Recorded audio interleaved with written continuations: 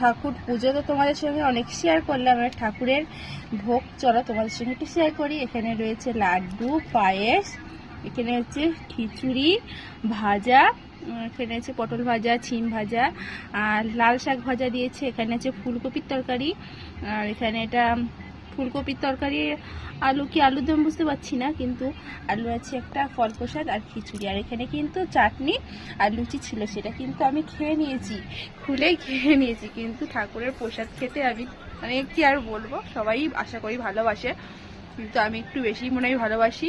খিচুড়ি প্রসাদ তো কিছু আর বলার নেই, খুব খুব পছন্দ। তো যাই হোক, এখন বাবিনকে খাওয়াবো, বাবিন বলছে এখন পায়েস খাবো, বাবিনকে একটু পায়েস খাইয়ে তারপরে ভাত খাওয়াবো। তা চলো, আজকের মতন গুড নাইট, টাটা।